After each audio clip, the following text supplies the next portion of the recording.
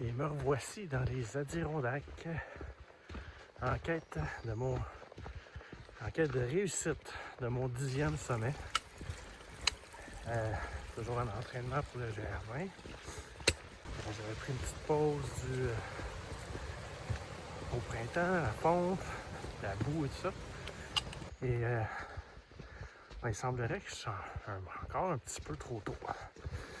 Fait que, je suis parti avec mon sac à dos que je vais emporter sur le GR20. Donc je simule les conditions que je vais avoir là-bas.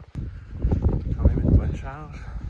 Et j'avais prévu aller faire le mont Wright, Algonquin, Iroquois, Marshall. Et peut-être finir par Colden si tout va bien. Mais on m'a complètement découragé de faire cette trail-là. Puisque la fonte des neiges, apparemment, l'eau coule dans le sentier. Et c'est pratiquement une chute tout le long du parcours.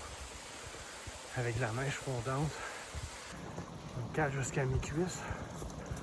Quand même avec les raquettes, c'est pas idéal. Bon,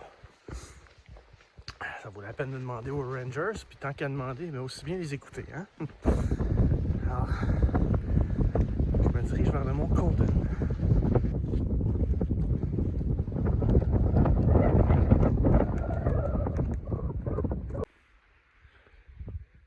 Bon, ben, fausse joie.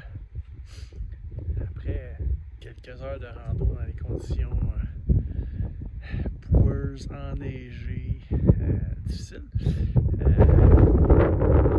pensais que j'étais rendu au sommet. C'est un sommet, ça? Je pensais que j'étais rendu au sommet du Mont Colden. Mais non! Surprise! Il faut redescendre.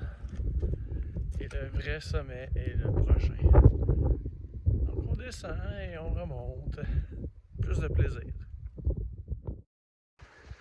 Et puis, je vais essayer de faire la boucle à l'envers. Donc, le parcours qui était problématique, le sentier qui était problématique, il était vers la fin, rendu au mont Iroquois. Je vais faire la boucle à l'envers. Du moins, je vais essayer. Donc, un autre rando improvisé. J'ai les cartes et tout ce qu'il faut. Ah oui, une autre surprise dans ces chers High Peaks. Beaucoup de règlements spécifiques à la région.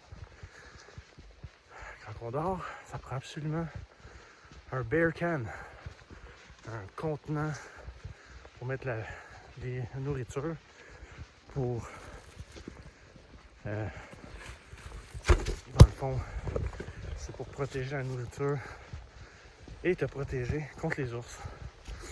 Le concept, c'est tu mets cette nourriture dans ce baril-là, tu mets le baril environ 100 pieds de ta tente. Comme ça, il n'y a pas d'odeur dans ta tente. S'il y a un ours aux alentours, il va s'amuser avec le baril. Techniquement, il ne devrait pas l'ouvrir. Et tu devrais avoir ta nourriture pour poursuivre ton aventure. Parce qu'on m'a dit, les ours sont rendus même quelques fois qu'ils sont capables de l'ouvrir, le fameux baril. J'espère que ça ne m'arrivera pas. C'est juste que de faire fitter un baril et ajouter 2 livres de poids dans un sac qui était déjà très compact, ça a été le défi de la journée. Mais bon, voilà. Et puis, on va voir ce que ça va donner. L'idée, c'est de bouger. Et puis, c'est ça que je fais. Et voici un exemple de sentier non entretenu, qui est d'ailleurs déclaré non entretenu. C'est ça que ça fait. On approche du sommet de Mont Marshall.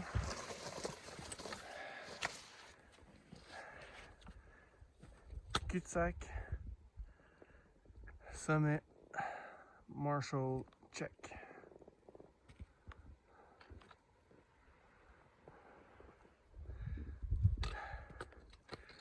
C'est pas la plus belle vue que j'ai vue, mais c'était toute une montée.